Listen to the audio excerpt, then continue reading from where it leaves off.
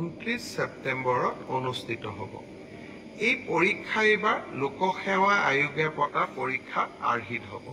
প্ৰথমতে প্ৰিলিমিনাৰী পৰীক্ষা হ'ব, তাৰ পিছত মেইনছ হ'ব, আৰু মেইনছৰ পিছত আমি ভাইভা প্ৰক্ৰিয়াৰ মাজেৰে আমি সমগ্ৰ ইণ্টাৰভিউ প্ৰক্ৰিয়াটো সমাপ্ত কৰিম। প্ৰিলিমছ এক্সাম তৃতীয় শ্ৰেণীৰ পদসমূহৰ বাবে 15, 22 আৰু 29 সেপ্টেম্বৰত অনুষ্ঠিত হ'ব। আজি আমি জুলাই মাহত আছোঁ। মই আশা কৰোঁ যে আমাৰ শিক্ষাৰ্থীসকলে, চাকৰি প্ৰাৰ্থীসকলে যাতে পঢ়া শুনা আৰম্ভ কৰে। ঠিক সেইধৰণে চতুৰ্থ শ্ৰেণীৰ বাবেও আমি একেটাই ব্যৱস্থা হাতত ল'ম।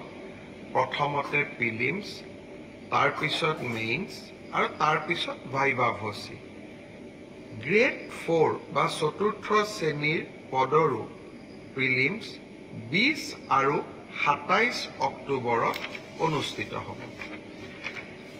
আমাৰ গ্ৰেড 3ত প্ৰায় 7,500 পোষ্ট আছে আৰু গ্ৰেড 4ত প্ৰায় 4,500 বা আৰু অলপ 100-200 বেছি, ইমানখিনি আমাৰ পোষ্ট খালী হৈ আছে। এটা স্বচ্ছ নিযুক্তি প্ৰক্ৰিয়াৰ মাজেৰে আমি এই পদখিনি পূৰণ কৰিম। এলিমেণ্টাৰী এডুকেশ্যন প্ৰাথমিক শিক্ষা বিভাগৰ শিক্ষকসকলৰ নিযুক্তিৰ প্ৰক্ৰিয়াও খুব সোনকালে আৰম্ভ হ'ব। অৱশ্যে